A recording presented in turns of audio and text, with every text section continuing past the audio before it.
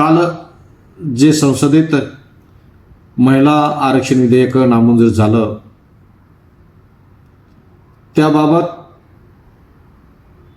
भाजप आणि मित्रपक्ष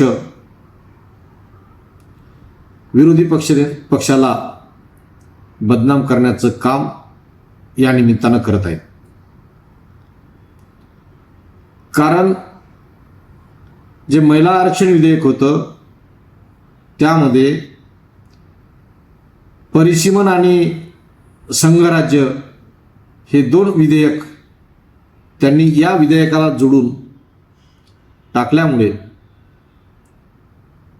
ते विधेयक विरोधी पक्षाने नामंजूर केलं. महिला आरक्षण विधेयक हे तर 2023लाच मंजूर झालं होतं. तत्कालीन सत्ताधारी पक्ष विरोधी पक्ष या दोघांनी ते मंजूर केलं, परंतु ते भाजपला आरक्षण द्यायचं नव्हतं.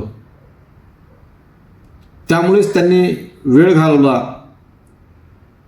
आजही त्यांच्या मनात हे आरक्षण दिलं नाही, परंतु कुठंतरी विरोधी पक्ष बदनाम झाला पाहिजे यासाठी त्यांनी हे विधेयक या विधेयकातच दोन विधेयक वेगळे जोडून हा उपद्व्याप केला. त्यामुळे हे विधेयक विरोधी पक्षानं नामंजूर केलं. विधेयक नामंजूर झाल्यामुळे काही लोक मगरीचे आसू गाळत आहेत, परंतु त्यांच्या लक्षात हे नाही भाजपला 400 पार आकडा मिळाला नाही म्हणून. भाजपला 400 पारचा आकडा हा महिला आरक्षणासाठी पाहिजे नाही.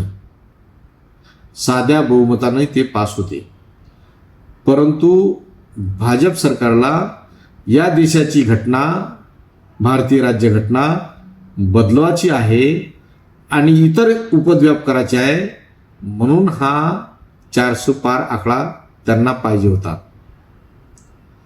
म्हणून रडणाऱ्या लोकांनी भ्रमात राहू नये. महिला विधेयक आरक्षण विधेयक हे 400 पारच्या आकड्यावर अवलंबून नव्हतं. मी या निमित्तानं स्पष्ट सांगेन, जी आज महिला आरक्षणाच्या विषयी काँग्रेसला आणि विरोधी पक्षाला बदनाम करण्याचं षडयंत्र या निमित्तानं चाललेलं आहे. मी स्पष्ट सांगेल,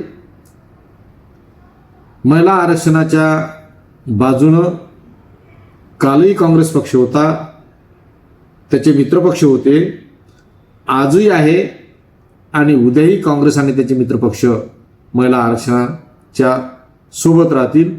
महिला आरक्षणाला कधीही विरोध करणार नाही. परंतु हे जे काही उपद्व्याप भाजपनं चालवले त्यासाठी विरोध आहे.